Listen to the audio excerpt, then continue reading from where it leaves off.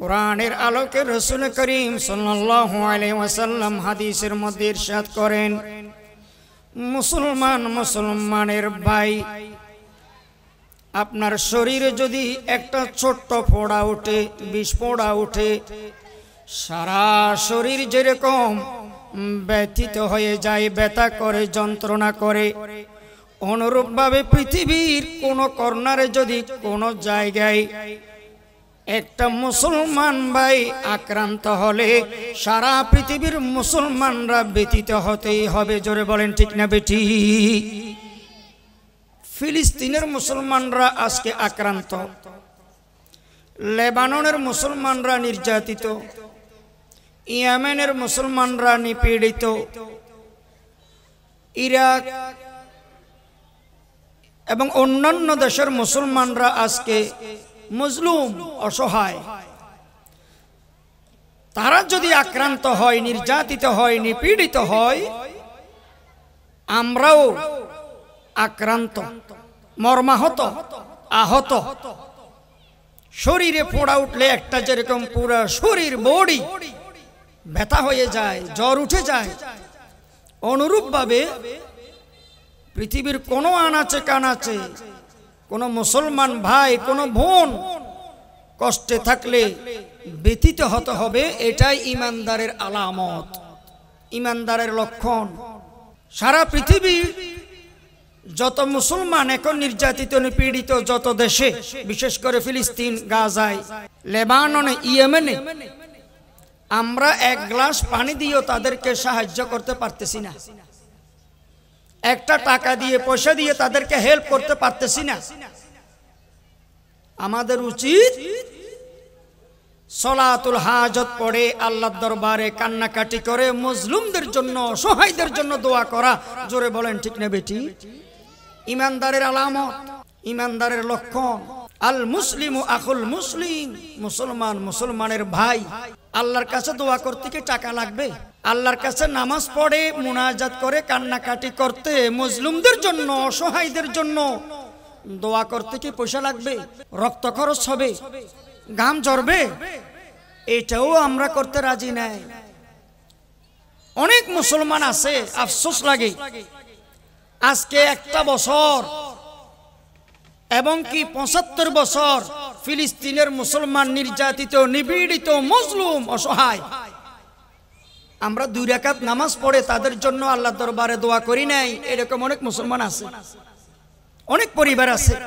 কিছু ইসলামী দেশ আছে তীব্র প্রতিবাদ জানাচ্ছে, শুধু বিবৃতি জানাচ্ছে। এই তীব্র নিন্দার, এই তীব্র প্রতিবাদের কোনো বেল নেই।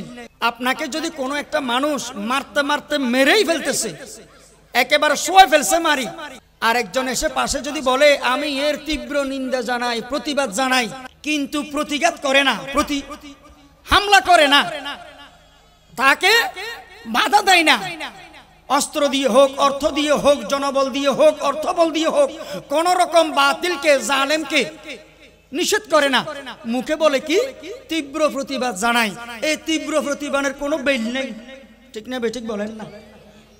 এই তীব্র নিন্দার কোনো ভ্যালু নেই। আল্লাহ তাআলা বলেন, ইন্নাল্লাহা আশতারা মিনাল মুমিনিনা আনফুসাহুম ওয়া আমওয়ালাহুম বিআন্না লাহুমুল জান্নাহ। নিশ্চয় আল্লাহ তাআলা মুসলমান নরনারী থেকে ক্রয় করেন, কিনেন। কি কিনে? আনফুসাহুম, জান। আল্লাহ তাআলা জান কিনবে, আমাদের থেকে প্রাণ কিনবে। ওয়া আমওয়ালাহুম, আল্লাহ তাআলা আমাদের থেকে ধন সম্পদ কিনবে। ধন সম্পদ, টাকা পয়সা, রিজিক আল্লাহ তাআলা কিনবেন আমাদের থেকে। বিনিময়ে আমরা আল্লাহর থেকে কি পাবো? আল্লাহ তাআলা আমাদেরকে কি দিবেন? বিআন্না লাহুমুল জান্নাহ, বিনিময়ে আবাদুল আবাদ, অনন্ত অসীম আমাদেরকে আল্লাহ তাআলা জান্নাত দান করবেন। বলেন না সুবহানাল্লাহ? এ মুসলমান, মুফাসসিরিনে কেরামগণ বলতেছেন বর্তমান প্রেক্ষাপটে আনফুসাহুম অর্থ জান দেওয়া নয়, শুধু আনফুসাহুম অর্থ মজলুমদেরকে, ফিলিস্তিনিদেরকে, লেবাননীদেরকে, ইয়েমেনিদেরকে শূন্য দিয়ে সাহায্য করা, শূন্য দিয়ে হেল্প করা, শূন্য দিয়ে সহযোগিতা করা, ও আমওয়ালাহুম মাল দিয়ে, ধন সম্পদ দিয়ে, অস্ত্র দিয়ে সাহায্য করাই হচ্ছে ও আমওয়ালাহুম। এই দুটো জিনিস দিয়ে যদি মজলুমকে, অসহায়দেরকে সাহায্য করেন, সহযোগিতা করেন, আনফুসাহুম শূন্য দিতে হবে, যে শূন্যরা আল্লাহর রাস্তায় শহীদ হবে, ও আমওয়ালাহুম অস্ত্র দিতে হবে, মাল দিতে হবে, সম্পদ দিতে হবে, তাহলে আল্লাহ তাআলা বিআন্না লাহুমুল জান্নাহ, আপনাকে আমাকে জান্নাত দান করবেন। বলেন না সুবহানাল্লাহ। এমনি তীব্র নিন্দা জানাই, তীব্র প্রতিবাদ জানাই, বড় আফসোস লাগে মুসলমান মুসলমানের পাশে নাই।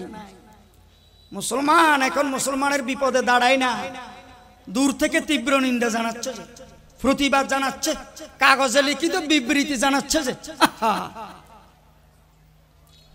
ও মুসলমান, পৃথিবীতে সবচাইতে অভিশপ্ত জাতি ইহুদি জাতি। কিয়ামতের আগে যে দাজ্জাল আসবে, কানা দাজ্জাল, এই দাজ্জাল হবে মুসলমান ধর্মের নয়, খ্রিস্টান ধর্ম থেকে নয়, অন্যান্য ধর্ম থেকে নয়, নয়, নয়। কিয়ামতের আগে সবচাইতে বড় ফিতনাবাজ কানা দাজ্জাল আসবে ইহুদি সম্প্রদায় থেকে, ইহুদি ধর্ম থেকে। আওয়াজ দিয়ে বলেন নাউজুবিল্লাহ। দাজ্জাল কোন ধর্ম থেকে আসবে? ইহুদি থেকে। এই জন্য তো ইহুদিরা থার্ড টেম্পল বানাচ্ছে। দাজ্জাল এখানে রেস্ট হাউস, একটু রেস্ট নিবে, দাজ্জাল এখানে থাকবে। দাজ্জাল ইহুদিদের মসিহ, ত্রাণকর্তা, উদ্ধারকর্তা হবে। আসমানি খানা খাইছে তো ইহুদিরা, আল্লাহ তাআলা তাদেরকে মান্না সালোয়া খাওয়াইছে, আলাইকুমুল মান্না ওয়াস সালোয়া। আসমানি খানা, বড় ক্যালসিয়াম এনার্জিওয়ালা, ভিটামিনওয়ালা খানা, নির্ভেজাল খানা, ফরমালিন মুক্ত খানা। এই জন্য তাদের ব্রেন ভালো। সারা পৃথিবীর মিডিয়া, কলম মিডিয়া, কাগজ মিডিয়া, ইলেকট্রনিক মিডিয়া, যত রকমের মিডিয়া প্রযুক্তি আছে, আধুনিকতার ছোঁয়া আছে, সেখানে ইহুদিদের ষড়যন্ত্র, ইহুদিদের অবদান।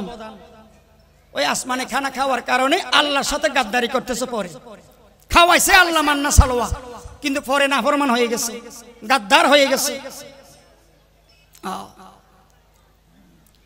এই জন্য মুসলমান মুসলমানের পাশে দাঁড়াইতে হবে। তবে একটা আশাবাদী কথা, মুসলমান যতই শহীদ হচ্ছে, যতই শাহাদাত বরণ করতেছে, যতই আহত হচ্ছে, নিহতরা তো শহীদের মর্যাদা পাবেই, আহতরা তো ফজিলত সওয়াব পাবেই। আশাবাদীর কথা হচ্ছে পরিশেষে পরিশেষে মুসলমানের বিজয় হবে। বলেন সুবহানাল্লাহ। মুসলমানের বিজয় হবে, চ্যাম্পিয়ন হবে মুসলমান। সাগর রক্তের বিনিময়ে ইসলামের জয় আসবে। যে মুসলমান মুসলমানের ভাই। কিন্তু কিছু রাষ্ট্রপ্রধান আছে, আপনারা জানেন, মুসলমানকে সহযোগিতা করতেছে না, হাত গুটিয়ে রাখছে। তেলের খনি আল্লাহ তাআলা বিভিন্ন আরব কান্ট্রিতে দান করেছে। তেলের খনি, স্বর্ণের খনি, সুরমার খনি, অক্টেনের খনি, পেট্রোলের খনি, তামার খনি, পিতলের খনি, খনিজ সম্পদের খনি, সব আল্লাহ তাআলা আরব কান্ট্রিতে দান করেছে, মুসলিম কান্ট্রিতে দান করেছে। এগুলো তুলে তুলে তারা এখন রাজাগিরি করে, বাদশাগিরি করে, মাতবরি করে, লিডারগিরি, নেতাগিরি, সর্দারগিরি করে, কিন্তু আল্লাহকে ভুলে গেছে, অসহায় মুসলমানের পাশে দাঁড়ায় না। আহা, এই জন্য আল্লাহ তাআলা সব খনিজ সম্পদ, কুদরতি সম্পদগুলো বন্ধ করে দিবেন, বন্ধ করে দিবেন। তৃতীয় বিশ্বযুদ্ধের মধ্যে, তৃতীয় বিশ্বযুদ্ধ আরম্ভ হয়ে গেছে অলরেডি। এই যুদ্ধ আর থামাথামি নাই, এই যুদ্ধ স্টার্ট, চলতেই থাকবে। এই তৃতীয় বিশ্বযুদ্ধের মধ্যে পৃথিবী দুই ভাগ হয়ে যাবে। আস্তে আস্তে দেশ জড়াচ্ছে, আমেরিকা যুক্তরাজ্য, ইসরায়েল, ব্রিটেন, বিভিন্ন দেশ তাদের কাফেরদের পক্ষে এত আছে তারা, আর ইসলাম মুসলমান এক পক্ষে। তৃতীয় বিশ্বযুদ্ধ স্টার্ট, চলতে চলতে সমস্ত অ্যাটম বোম, রাসায়নিক বোম, পারমাণবিক বোম, ক্লাসিনকোপ, AK-47 রাইফেল, রকেট লঞ্চার, যত আধুনিকতার ছোঁয়া অস্ত্র আছে ধ্বংস হয়ে যাবে, ধূলিসাৎ হয়ে যাবে। আল্লাহ তাআলা ওই মুনাফিক রাষ্ট্র যেগুলো আছে, আল্লাহ তাআলা সম্পত্তি দান করেছেন, খনিজ পদার্থ দান করেছেন, আল্লাহ তাআলা এগুলো বন্ধ করে দিবেন, খনিজ সম্পদ বন্ধ করে দিবেন। এগুলো আর মাটির তলা থেকে তুলতে পারবে না, উঠবে না। প্লেন বন্ধ হয়ে যাবে, উড়োজাহাজ বন্ধ হয়ে যাবে, ট্যাঙ্ক বন্ধ হয়ে যাবে, রকেট বন্ধ হয়ে যাবে, আধুনিকতা বন্ধ হয়ে যাবে। এরপরে না আগের মতো সেই ডাইরেক্ট তলোয়ার নিয়ে যুদ্ধ। চতুর্থ আসমান থেকে ঈসা আলাইহিস সালাম আসবেন, ওইদিকে ইমাম মাহাদির আবির্ভাব হবে, বিপক্ষে কানা দাজ্জাল আসবে। কানা দাজ্জাল সারা পৃথিবীতে বিচরণ করবে, রাজত্ব করবে, ক্ষমতাগিরি করবে, কিন্তু দুই জায়গা দখল করতে পারবে না। একটা হলো মক্কা শরীফ আর একটা হলো মদিনা শরীফ। বলেন সুবহানাল্লাহ। আল্লাহ তাআলা নূরের তৈরি কুদরতি ফেরেশতা দিয়ে মক্কা শরীফ, মদিনা শরীফকে হেফাজত করবেন, নিরাপত্তা দিবেন, সিকিউরিটি থাকবেন ফেরেশতারা। এই দুই জায়গা দখল করতে পারবে না দাজ্জাল। এখন ঈসা আলাইহিস সালামের বাহিনী একটা দরকার আছে না নাই? ঈসা আলাইহিস সালাম যাদেরকে নিয়ে যুদ্ধ করবে দাজ্জালের বিরুদ্ধে, এরকম একটা বাহিনীর দরকার আছে। ও মুসলমান, কিতাবের মধ্যে লিখতেছে যে আদম আলাইহিস সালাম থেকে মুহাম্মদ সাল্লাল্লাহু আলাইহি সাল্লাম পর্যন্ত প্রত্যেক নবী রাসূল দাজ্জালের ফিতনা সম্পর্কে উম্মতকে সাবধান করেছেন, সতর্ক করেছেন। সবচাইতে বলে বড় ফিতনা, বড় ফাসাদ, বড় প্রবলেম, সমস্যা দাজ্জালি ফিতনা, দাজ্জালি সমস্যা। এটা আসতেছে সামনে, এই কানা দাজ্জাল আসতেছে ইহুদি থেকে। ঈসা আলাইহিস সালাম খোরাসানের কালো পাগড়িওয়ালা যারা আছে তাদেরকে সাথে নিবে। আসো মুজাহিদেরা, আসো, দাজ্জালের বিরুদ্ধে যুদ্ধ করতে হবে, জিহাদ করতে হবে। এরা কারা? 50 বছর খ্রিস্টানের বিরুদ্ধে, ইহুদিদের বিরুদ্ধে, কাফেরদের বিরুদ্ধে জিহাদ করতে করতে, ট্রেনিং প্রশিক্ষণ দিতে দিতে এখন পাক্কা প্লেয়ার, পাক্কা খেলোয়াড় আফগানিস্তানের তালেবান। এরা ঈসা আলাইহিস সালামের সঙ্গী, ঈসা নবীর সাথী হবে। এরা প্রশিক্ষণ প্রাপ্ত। এদেরকে ব্রিটেনে 20 বছর চেষ্টা করছে, কাবু করতে পারে নাই, পরাজয় করতে পারে নাই। কালো পাগড়িওয়ালা, সুন্নতের পাওয়ার, আমলের পাওয়ার, কোরআন হাদিসের পাওয়ার এদের ভিতরে। আফগানিস্তান, সারা পৃথিবীতে এখন ইসলামিক কায়েম, ইসলামী শাসন চলতেছে, একমাত্র দেশ আফগানিস্তান। এই পাগড়িওয়ালারা। ঈসা আলাইহিস সালাম বলবে তোমরা প্রশিক্ষণ প্রাপ্ত, তোমরা সিলেক্টেড, আসো জিহাদ করতে হবে। বাকিরা এখন ট্রেনিং এ আছে, প্রশিক্ষণ দিচ্ছে, আল্লাহ এই প্রশিক্ষণ নিয়ে যাচ্ছে, কাউকে শহীদ বানাই বেহেশতে নিয়ে যাবে, আর পাক্কা খেলোয়াড় যারা তাদেরকে দুনিয়াতে রাখবে। ঈসা আলাইহিস সালামের অনুসারী হতে হবে, দাজ্জালের বিরুদ্ধে দাঁড়াইতে হবে। প্রশিক্ষণ দরকার, ট্রেনিং দরকার। ট্রেনিং আছে এখন। পরিশেষে ঈসা আলাইহিস সালাম আর ইমাম মাহদী আলাইহিস সালাম এই মুজাহিদদেরকে নিয়ে, ইমানদার, মজবুত, শক্তিশালী ইমানদারদেরকে নিয়ে দাজ্জালের বিরুদ্ধে জিহাদ করবে। দাজ্জাল পরাজয় বরণ করবে, কাফের পরাজয় বরণ করবে। কিতাবের মধ্যে একটা সূক্ষ্ম কথা বলতেছে যে আজকে মুসলমানরা চুপচাপ কেন? ফিলিস্তিনের পক্ষে নাই, লেবাননের পক্ষে নাই, ইয়েমেনের পক্ষে নাই, ইরাকের পক্ষে নাই, ইরানের পক্ষে নাই। কিছু মুসলমান নামদারি, মুখোশধারী, এরা চুপ কেন? এই জন্য কিয়ামতের আগে বলে এমন হবে, ইহুদিদের অবস্থা এমন হবে, গাছের পিছে লুকে থাকলে গাছ বলে দিবে মুসলমানকে, ও মুসলমান, ও মুজাহিদ, ও তালেবান, আমার পিছে ইহুদি, মারো মারো, আমার পিছে ইহুদি। আচ্ছা, গাছে কেন কথা বলবে? গাছে কেন সাক্ষী দিবে? আমার বিপদে আল মুসলিম আকুল মুসলিম, মুসলমান মুসলমানের ভাই বলছে না, কিন্তু এরা তো আমাদের পক্ষে নাই। এই মুসলমানরা তো আমাদের পক্ষে নাই, অনেক মুসলমান আছে আমাদের পক্ষে নাই। মিশর চুপচাপ, অথচ মিশরকে বলা হচ্ছে ঘুমন্ত দানব, এরা চুপচাপ নীরব।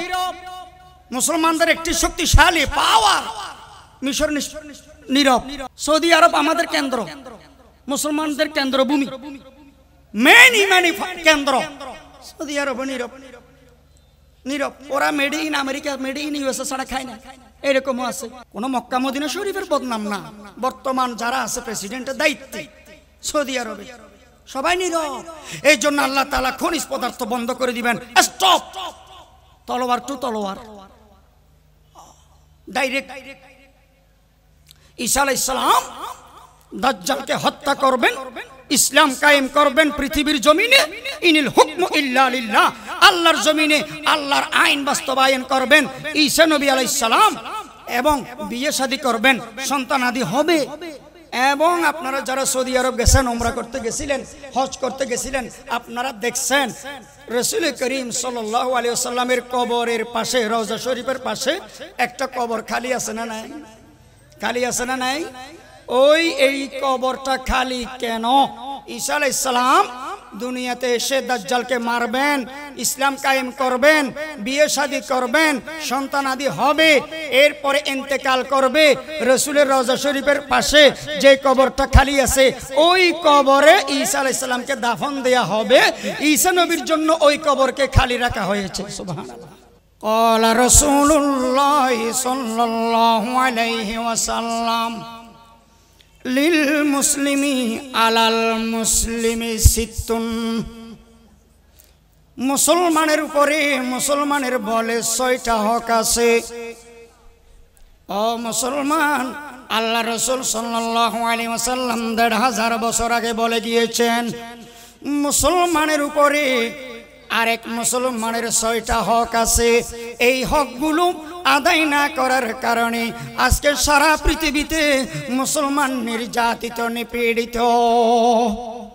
1 নম্বর, ইউসাল্লিমু আলাইহি ইযা লাকিয়াহু, কোন মুসলমানের সাথে যখন সাক্ষাৎ হবে তখন সালাম দিতে হবে।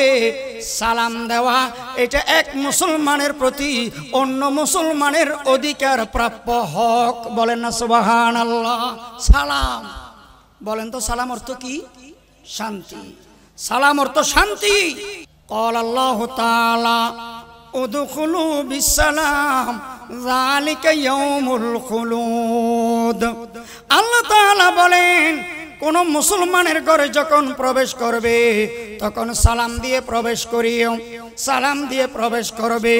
ও মুসলমান, কিতাবের মধ্যে লিখতেছে আপনার ঘরে আমার ঘরে, মুসলমানের ঘরে যদি কোনো মানুষজন না থাকে, কোনো মানব ইনসান যদি না থাকে, ঘর যদি মানব শূন্য হয়, ঘর যদি খালি হয়, মানুষ শূন্য হয়, ও খালি ঘরেও সালাম দিয়ে প্রবেশ করা এটা মুসলমানের হক, এটা মুসলমানের 1 নম্বর অধিকার। মুসলমানের ঘর খালি হলেও সালাম দিয়ে প্রবেশ করতে হবে, এটা রাসূলের সুন্নত। কারণ মানুষ না থাকলেও মুসলমানের ঘরে রহমতের ফেরেশতারা বসবাস করে। বলেন সুবহানাল্লাহ। সালাম দিয়ে প্রবেশ করবেন।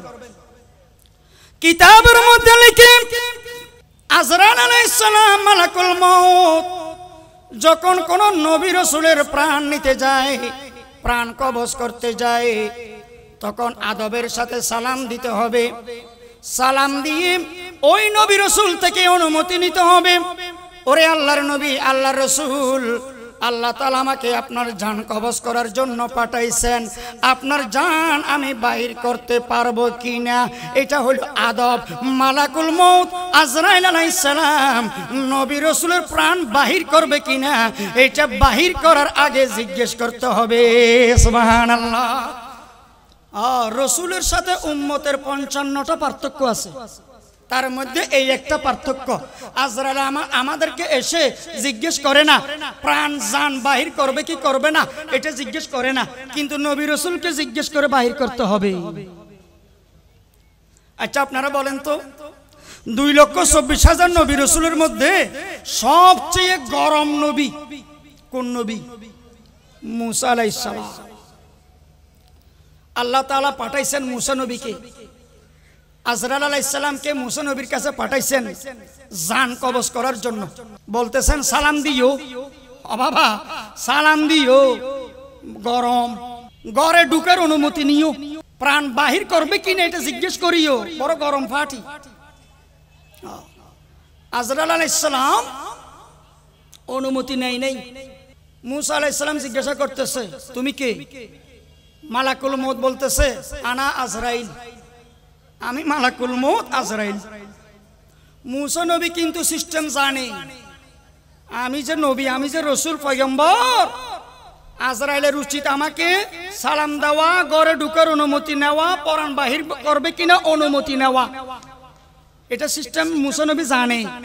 তো আজরাইলের একটু করে নাই, এই জন্য আর বিসমিল্লাহ পড়ে নাই, দিছে থাপ্পড়। আজরাইলে দৌড়ি আল্লাহর দরবারে গিয়ে বলতেছেন, ও আল্লাহ দেখেন আমার চোখ কোথায়, চোখের কি অবস্থা। আজরাইল বলতেছেন তুমিও বর বালা, তো তুমিও বর ভালো, তোমাকে বলছিলাম সালাম দিয়ে যাইও, ঘরে ঢুকার অনুমতি নিও, কোরআনটা বাহির করবে কিনা জিজ্ঞেস করিও, একটাও তো করো নাই, এই জন্য তোমার খাইছো।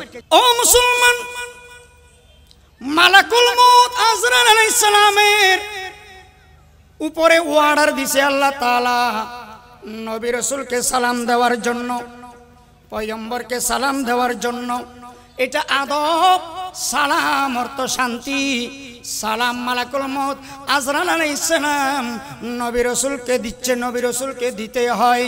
ও মুসলমান, একবার আল্লাহ রাসূল সাল্লাল্লাহু আলাইহি ওয়াসাল্লাম রাস্তা দিয়ে হেঁটে যাচ্ছেন, ছোট ছোট কিছু সন্তান ছেলে রাস্তায় খেলা করতেছেন। আল্লাহর রাসূল তাদেরকে সালাম দিলেন। এক সাহাবী জিজ্ঞেস করলেন, ইয়া রাসূলুল্লাহ, আপনি তো মহামানব, আপনি তো সর্বশ্রেষ্ঠ নবী, আপনি তো সর্বশ্রেষ্ঠ রাসূল, আপনি এই ছোট ছোট বাচ্চাদেরকে সালাম দিলেন কেন? আল্লাহর রাসূল বলেন, ওরে আমার সাহাবী, সালামের মধ্যে ছোট বড় নাই নাই নাই, বড় ছোটকে সালাম দিবে, ছোট বড়কে সালাম দিবে, স্বামী স্ত্রীকে সালাম দিবে, স্ত্রী স্বামীকে সালাম দিবে, সন্তান মাতা পিতাকে সালাম শিখাবে, মাতা পিতা সন্তানকে সালাম দিবে, ছাত্র শিক্ষককে সালাম দিবে, শিক্ষক ছাত্রকে সালাম দিবে, রাজা প্রজাদেরকে সালাম দিবে, প্রজা রাজাকে সালাম দিবে, নবী রাসূল উম্মতকে সালাম দিবে, উম্মত নবী রাসূলকে সালাম দিবে, ইমাম সাহেব মুসল্লিদেরকে সালাম দিবে, মুসল্লি ইমাম সাহেবকে সালাম দিবে। ক্বালা রাসূলুল্লাহ সাল্লাল্লাহু আলাইহি ওয়াসাল্লাম আল বাদি বিসালাম বারিউম মিনাল কিবির। যে ব্যক্তি বলে আগে আগে সালাম দেয়, সে অহংকার থেকে মুক্ত, সে গৌরব থেকে মুক্ত, সে রিয়া থেকে মুক্ত, সে কবিরা গুনাহ অহংকার থেকে মুক্ত। জোরে বলেন সুবহানাল্লাহ। অনেক ফ্যামিলি আছে, অনেক পরিবার আছে, স্বামী স্ত্রীকে সালাম দেয় না, শরম লাগে, লজ্জা লাগে বলে, আছে না নাই এরকম ফ্যামিলি? মুসলমান ফ্যামিলি আছে। সন্তান মাতা পিতাকে সালাম দেয় না, মাতা পিতা সন্তানকে সালাম দেয় না, কেন? কেন? শরম, লজ্জা। মা বাপ কল দিলে, আব্বু কল দিলে সন্তান রিসিভ করে সালাম দেয় না, হ্যালো ফাদার, ড্যাড, ড্যাডি, সালাম দেয় না। আহা, সাহাবায়ে কেরাম অনেকে ছিলেন গরিব, পকেটে টাকা নাই, তারপরেও মাঝে মাঝে বাজারে যেত। আরেকজনে যদি জিজ্ঞেস করে, আপনি বাজারে কেন আসছেন? সদাই করবেন, বাজার করবেন? কয় না। তাহলে কয় বাজারে মানুষ বেশি, বাজারে মুসলমান বেশি। তো মুসলমান বেশি হলে আমি তো তাদেরকে যত বেশি সালাম দিতে পারি তত বেশি সওয়াব পাবো। সালাম দেওয়ার জন্য অনেক সাহাবী গরিব, পকেটে টাকা নাই, বাজার করার জন্য টাকা নাই, সালাম দেওয়ার জন্য বাজারে যাইতো। সুবহানাল্লাহ বলেন। সালাম দেওয়ার জন্য বাজারে যাইতো। আপনার দুশমন আপনাকে মেরে ফেলার জন্য চেষ্টা করে, তাবিজ করে, জাদুটুনা করে, বান মারে, আপনাকে সুযোগ পেলে মেরে ফেলবে, ছুরি মারবে, গুলি করবে, মামলা করে দিবে। আপনি কি করবেন? সাক্ষাৎ হলে সালাম দেন, দেখা হলে সালাম দেন। আল্লাহর কসম, সালামের পাওয়ার, সালামের উসিলায়, সালামের বরকতে কাটটা দুশমন আপনার আপন হয়ে যাবে, আপনার বন্ধু হয়ে যাবে। জোরে বলেন সুবহানাল্লাহ। সালামের অভ্যাস করেন। কে কে আমল করতে রাজি আছেন? আল্লাহু আকবার। সালামের প্রচলন করবেন তো ইনশাআল্লাহ? সালামের আদত পরিবার পরিজনে ফ্যামিলিতে করবেন তো ইনশাআল্লাহ? সালাম শিখান। এখন তো আমরা সন্তানদেরকে কোরআন, সালাম এগুলো শিখাই না, ড্যান্স শিখাই, ড্যান্স, ড্যান্স, হারমোনিয়াম, ডোল তবলা, গান বাজনা এগুলো শিখাই।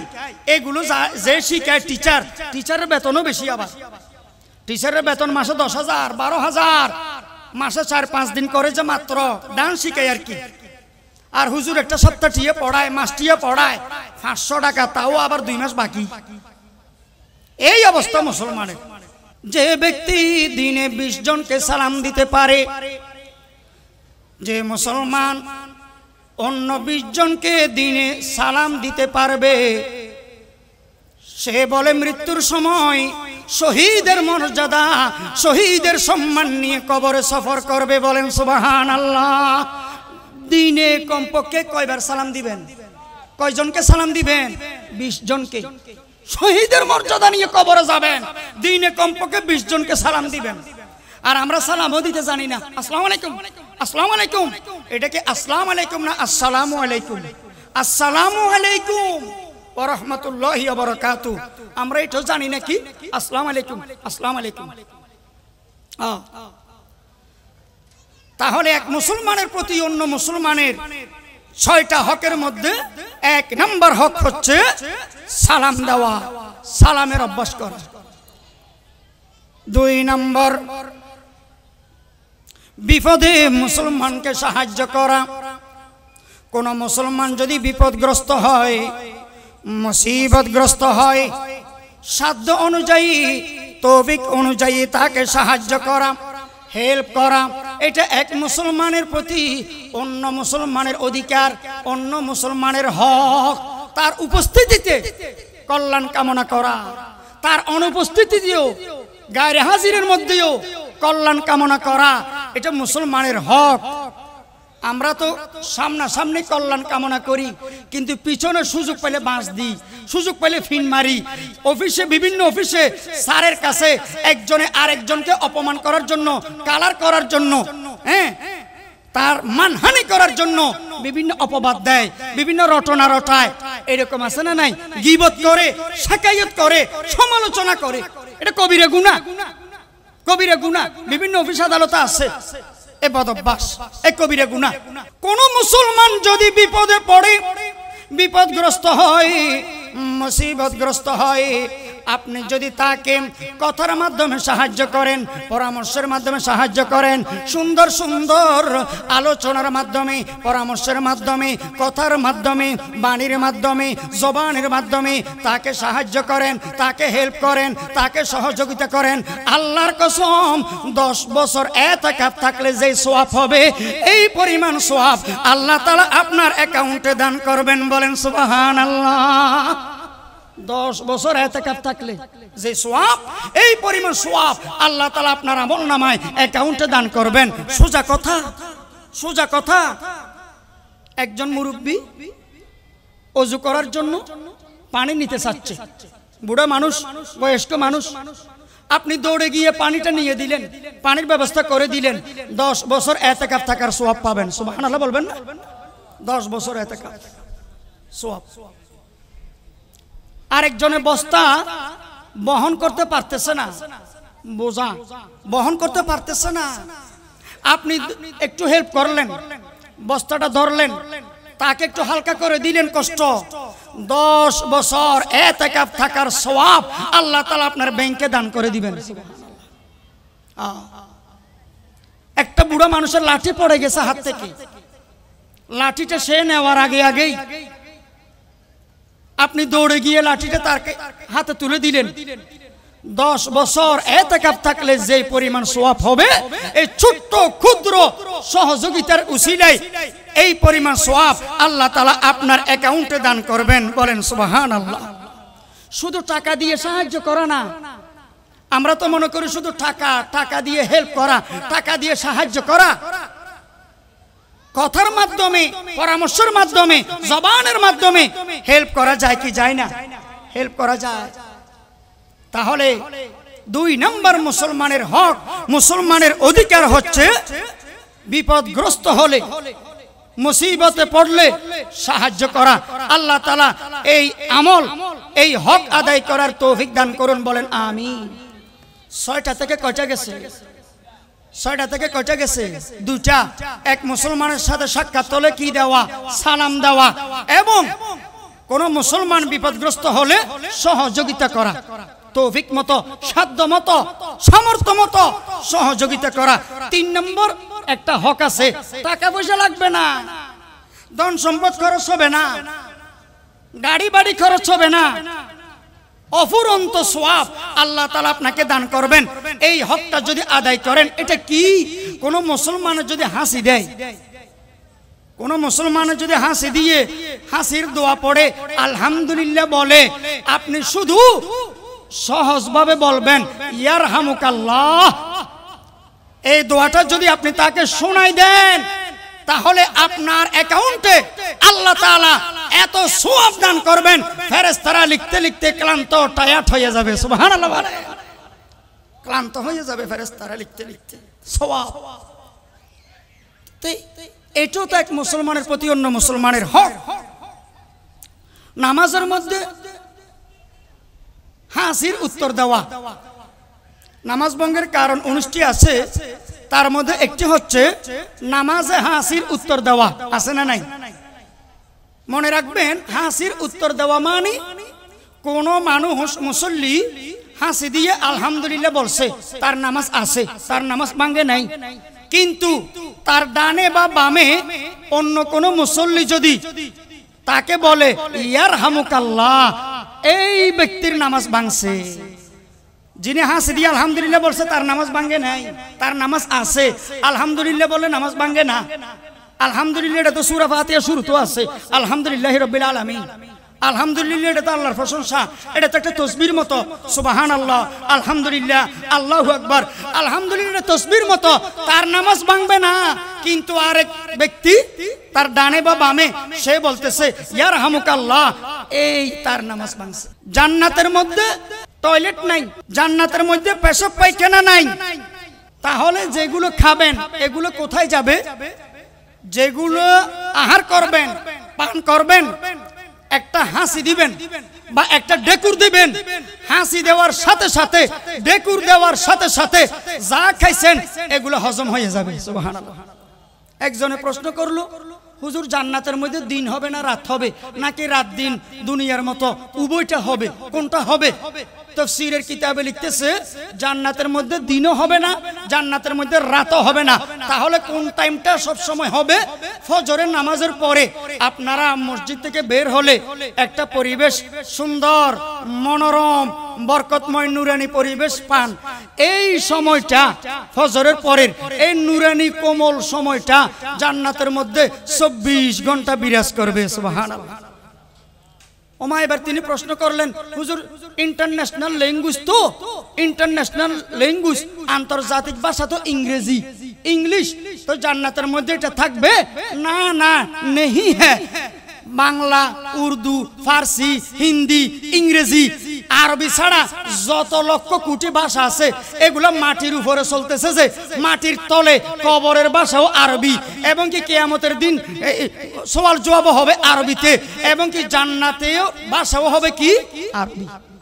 ক্বালা রাসূলুল্লাহি সাল্লাল্লাহু আলাইহি ওয়াসাল্লাম আহিব্বুল আরবা লিসালাস লিআন্নী আরবি ওয়াল কুরআনু আরবি ওয়া লিসানু আহলিল জান্নাতি আরবি। 3 কারণে তোমরা আরবিকে মহব্বত করো, যেহেতু আমি রাসূল আরবি, কোরআন শরীফের ভাষাও হবে আরবি, এবং কি জান্নাতীদের ল্যাঙ্গুয়েজ ভাষাও হবে আরবি, কবরের সওয়াল ও জবাবও হবে কোন ভাষায় বলেন? আরবি। কবরের সওয়াল জবাব তো আরবি হবে। মার রব্বুকা ওয়া মা দীনুকা ওয়া মান নবিয়্যুকা, তোমার রব কে, তোমার ধর্ম কি, তোমার নবীর নাম কি, কোন ভাষায়? তাহলে ইহকালেও আরবি চলতেছে, পরকালেও আরবি চলতেছে, মাটির উপরেও আরবি, মাটির তলেও আরবি। এটাই না ইন্টারন্যাশনাল ল্যাঙ্গুয়েজ, এটাই না আরবি আন্তর্জাতিক ভাষা। মাতৃভাষা চর্চা করবেন, মাতৃভাষা চর্চা করলে দিন প্রচারের উদ্দেশ্যে সওয়াব আছে। ও মুসলমান, আল্লাহ তাআলা মানব জাতিকে, মানুষকে হাসি কেন দিলেন? কেন দিলেন? কোন মুসলমান, আল্লাহর কোন বান্দা, সে মুসলমান হোক, সে কাফের হোক, ইমানদার হোক বা বেঈমান হোক, হাসি দিলেই নাকি আল্লাহ তাআলা জটিল কঠিন 80টা রোগ থেকে হেফাজত করেন, বলেন সুবহানাল্লাহ। এবার কোন মুসলমান যদি হাসি দিয়ে আলহামদুলিল্লাহ বলে, 80টা জটিল কঠিন রোগ থেকে তো আল্লাহ হেফাজত করবেনই। এই দোয়া পড়ার উসিলায় আলহামদুলিল্লাহ আল্লাহর শুকরিয়া আদায় করার উসিলায় সওয়াব তো আছেই। এই সওয়াবের উসিলায় এবং কি হাসি দেওয়ার পরেই আলহামদুলিল্লাহ বলে, হাসি দেওয়ার পরেই আলহামদুলিল্লাহ বলে, এইটা যদি অভ্যাসে পরিণত করে আল্লাহ তাআলা এই ভালো অভ্যাসের উসিলায়, এই ভালো আমল ইবাদতের উসিলায় কিয়ামতের দিন জান্নাত দিতে পারে কি পারে না? তো টাকা খরচ নাই তো আলহামদুলিল্লাহ পড়বেন। এবার প্রশ্নের উত্তর নেন, হাসি দিয়ে আলহামদুলিল্লাহ কেন পড়তে হয়? ওই জটিল কঠিন 80টা রোগ থেকে আল্লাহ তাআলা হেফাজত করেন, এই জন্য হাসি দিয়ে কি পড়তে হয়? আলহামদুলিল্লাহ। এই জন্য টয়লেট থেকে বের হওয়ার পরে গুফরানাকা আলহামদুলিল্লাহিল্লাযী যাহাবানিল আযা ওয়া আফানি আছে না, আলহামদুলিল্লাহ কেন পড়তে হয়? এই দোয়ার মধ্যে আলহামদুলিল্লাহ কেন? কারণ অনেক মানুষের পেশাব পায়খানা বন্ধ হয়ে গেছে, মেডিকেলে লক্ষ লক্ষ টাকা খরচ করতেছে, এরকম জটিল কঠিন রোগী আছে না, আল্লাহ তাআলা আপনাকে আমাকে এই রোগ থেকে হেফাজত করেছেন। এই জন্য পেশাবখানা থেকে টয়লেট থেকে বের হওয়ার পরে আলহামদুলিল্লাহিল্লাযী, আলহামদুলিল্লাহ হলেও বলতে হয় আলহামদুলিল্লাহ। ঘুম থেকে ওঠার পরে দোয়া কি? আলহামদুলিল্লাহিল্লাযী হাইয়ানা বা'দা মা আমাতানা ওয়া ইলাইহিন নুশুর। এখানেও আলহামদুলিল্লাহ কেন? কারণ এই ঘুমের মধ্যে আল্লাহ তাআলা মৃত্যু দিতে পারতেন কি পারতেন না? পারতেন। আলহামদুলিল্লাহ আল্লাহ তাআলা এই মৃত্যু থেকে আমাকে আপনাকে আবার বাঁচাইছেন, আবার জীবিত করেছেন। আন-নাওমু আখুল মাউত, ঘুম হচ্ছে মৃত্যুর ভাই। তো মৃত্যুর ভয় থেকে আমাদেরকে হেফাজত করেছেন, আবার জীবিত করেছেন। এই জন্য আলহামদুলিল্লাহিল্লাযী আহইয়ানা বা'দা মা আমাতানা ওয়া ইলাইহিন নুশুর, কমাস কম আলহামদুলিল্লাহ। দেখছেন, যে কোনো ইবাদতের পরে অধিকাংশ বেলায় আলহামদুলিল্লাহ আলহামদুলিল্লাহ। যেমন নাকি নামাজের মধ্যে সর্বপ্রথম বলতে হয় আল্লাহু আকবার, আল্লাহর নাম নিয়ে, আল্লাহ বড়, আল্লাহর নাম নিয়ে শুরু করতে হয় নামাজ। এরপরে আলহামদুলিল্লাহি রাব্বিল আলামিন, আল্লাহর প্রশংসা করতে হয়। আর একটা সূরা মিলাইতে হবে আল্লাহর কোরআনে। এরপরে রুকুতে গিয়ে সুবহান রাব্বিয়াল আযীম, সুবহান রাব্বিয়াল আযীম, ও আল্লাহ আপনি বড়, ও আল্লাহ আপনি বড়, আল্লাহ আপনি বড়। উঠে আবার রব্বানা লাকাল হামদ, আল্লাহর প্রশংসা এখানেও। এরপরে সিজদা গিয়ে তো সুবহান রাব্বিয়াল আলা, আল্লাহ আপনি বড়। এভাবে আল্লাহর প্রশংসা করতে করতে শেষ বৈঠকে গিয়ে তাশাহুদের মধ্যেও আল্লাহর প্রশংসা করতে হয়, রসুলের প্রশংসা করতে হয়, এবং কি 2 নম্বরে দুরূদ শরীফের মধ্যে রসুলের উপরে দুরূদ পড়তে হয়। এরপরে গিয়ে আমার কি লাগে না লাগে, আমার কি জরুরত, দোয়ায়ে মাসুরা লাস্টে নিজের কি দরকার এটা লাস্টে, দোয়া দরখাস্ত অ্যাপ্লিকেশন লাস্টে। আগে কিন্তু আল্লাহ প্রশংসা করতে হবে। ওই দরখাস্ত লেখার মতো আর কি, দরখাস্ত লেখেন যে আপনারা ছুটির জন্য, এই দরখাস্তর মতো আর কি। জানাজার মধ্যে আপনারা জানেন নিয়ত বাঁধার পরে আল্লাহর প্রশংসা সানা, সুবহানাকাল্লাহুম্মা বিহামদিকা ওয়া তাবারাকা ইসমুকা ওয়া তাআলা জাদ্দুকা ওয়া জাল্লা সানাউকা ওয়া লা ইলাহা গায়রুক, আল্লাহর প্রশংসা। এরপরে দুরূদ শরীফ, রসুলের প্রশংসা। এরপরে না নিজের জন্য দোয়া, এটা আল্লাহুম্মা গফিরলি হাইয়িনা ওয়া মাইয়িতিনা, নিজেরটা পরে। আগে আল্লাহরটা আদায় করেন, রসুলেরটা আদায় করেন, আমার কি লাগে এটা লাস্টে। বলতে চাচ্ছি হাসি দিলে পড়তে হবে আলহামদুলিল্লাহ, টয়লেট থেকে বের হওয়ার পরে পড়তে হবে আলহামদুলিল্লাহ, ঘুম থেকে উঠার পরে পড়তে হবে আলহামদুলিল্লাহ, খানা খাওয়ার পরেও কি পড়তে হবে আলহামদুলিল্লাহ। আলহামদুলিল্লাহ আল্লাহ খাওয়াইছেন। ও মুসলমান, এক মুসলমানের প্রতি অন্য মুসলমানের 4 নম্বর হক হচ্ছে ওয়া ইজাবাতুদ দাওয়া, দাওয়াত দিলে কবুল করা। এটা এক মুসলমানের প্রতি অন্য মুসলমানের হক। দাওয়াত দেওয়া সুন্নত, কেউ যদি দাওয়াত দেয় দাওয়াত কবুল করা সুন্নত। আল্লাহর রাসূল সাল্লাল্লাহু আলাইহি ওয়াসাল্লামকে কোন সাহাবী কোন মুসলমান যদি দাওয়াত দিত সাথে সাথে আল্লাহর রাসূল কবুল করতেন, এবং কি কোন বিধর্মীয় যদি আল্লাহর রাসূলকে দাওয়াত দিতেন আল্লাহর রাসূল সেটাও কবুল করতেন। এক মুসলমান অন্য মুসলমানকে যদি দাওয়াত দেয় এই দাওয়াত রিসিভ করা, এই দাওয়াত অ্যাকসেপ্ট করা, কবুল করা সুন্নত। এটাও এক মুসলমানের প্রতি অন্য মুসলমানের যে 6টা হক আছে এটাও একটা হক। দাওয়াত দিলে কি করা? কবুল করা। দাওয়াত দিলে কবুল করবেন। এখন জরুরি একটা মাসালা হচ্ছে কোন বিধর্মী যদি অবিশ্বাসী আল্লাহকে এইরকম মানুষ আপনাকে দাওয়াত দিচ্ছে, না যেতে পারলে ভালো। কোন বিধর্মী আপনাকে দাওয়াত দিচ্ছে, একসাথে চাকরি করেন বা বিজনেস করেন, আপনাকে কোনো প্রোগ্রামে ইনভাইট করছে, না যেতে পারলে ভালো, নূর নালা নূর তাকওয়া। কিন্তু যেতেই হচ্ছে, না গেলে আনপ্রেজেন্ট থাকলে প্রমোশন হবে না, নিচে নামাই দিবে, সুযোগ সুবিধা পাবেন না। যেতেই হচ্ছে, মনে কষ্ট পাবে, পরে বলবে যে মুসলমান ভাই দাওয়াত দিছি আপনি আসেন না কেন। এইরকম যদি যেতেই হয় তাহলে মুরব্বীদের কথা, আকাবিরদের কথা, ওলি বুজুর্গদের কথা শাকসবজি দিয়ে, ডিম দিয়ে, সালাদ দিয়ে, ডাল দিয়ে, মাছ দিয়ে অথবা অন্য কোনো নাস্তা পানি দিয়ে সারায় চলে আসবেন। গোস্ত আহার না করতে পারলে ভালো, কারণ সে যে গোস্তগুলো রান্না করছে, যে মুরগি জবাই করেছে, পশু জবাই করেছে, জবাইকারী মুসলমান নাও হইতে পারে, জবাইকারী মুসলমান নাও হইতে পারে।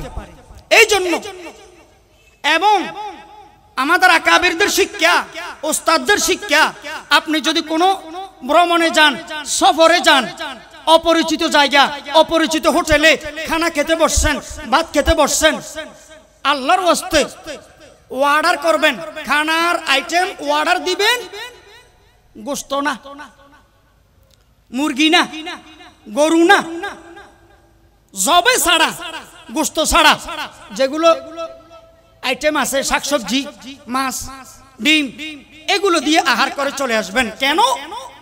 সন্দেহ, অপরিচিত জায়গা তো, যদি কসাই বিধর্মী হয়, রান্নাকারী যদি বিধর্মী হয়, এই জন্য। আবার দেখিয়েন দাওয়াত কবুল করা সুন্নত, এই জন্য শুধু দাওয়াত কবুল করতেই থাকবেন, কিন্তু কোনোদিন কাউকে দাওয়াত দেন না, কোনোদিন কাউকে ইনভাইট করেন না। এইরকম কিপটা হইয়েন না, এইরকম কৃপণ হইয়েন না। মাঝে মাঝে দাওয়াত দিবেন, মাঝে মাঝে দাওয়াত দিবেন। কিতাবের মধ্যে আসে আপনার বাসায় যদি ঘরে যদি কোনো মেহমান আসে 3 দিন পর্যন্ত ওই মেহমানকে জিজ্ঞেস করবেন না যে আপনি কবে চলে যাবেন, এটা জিজ্ঞেস করবেন না। 3 দিন পর্যন্ত মেহমানদারি করিয়েন। 3 দিন পরে আপনি আদবের সাথে জিজ্ঞেস করবেন যে কোনো জরুরি কাজ আছে মনে হয়, এইভাবে জিজ্ঞেস করবেন।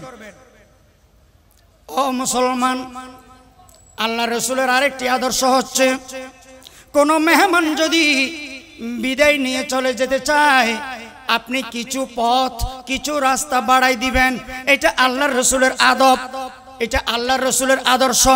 এমন কি কোন মুসলমান যদি মারা যায়, আপনার প্রতিবেশী কোন মুসলমান যদি মারা যায় 3 দিন পর্যন্ত ওই শোকাহত পরিবারে, ওই মর্মাহত পরিবারে 3 দিন পর্যন্ত খানা পৌঁছাই দেওয়া, এটা বলে মুস্তাহাব। এটা কি? মুস্তাহাব। 3 দিন পর্যন্ত শক্ত পরিবারে খানা পৌঁছে দিবে, কারণ তাদের ঘরে রান্না নাও হইতে পারে, শোকাহত, মুরব্বী মারা গেছে, বাপ মারা গেছে, মা মারা গেছে, রান্না নাও হইতে পারে।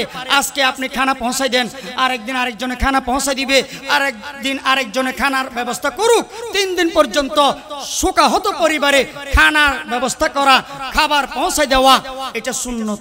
আল্লাহর রাসূল সাল্লাল্লাহু আলাইহি ওয়াসাল্লাম বলেন, এক মুসলমানের প্রতি আরেক মুসলমানের যে 6টা হক আছে, 5ম নম্বর হক হচ্ছে ইত্তেবাউল জানাজা। জানাজার মধ্যে শরীক হওয়া, জানাজার মধ্যে অংশগ্রহণ করা, এটা হলো এক মুসলমানের প্রতি অন্য মুসলমানের হক। অনেক মুসলমান আছে, ইমানদার আছে, জানাজার মধ্যে শরীক হয় না।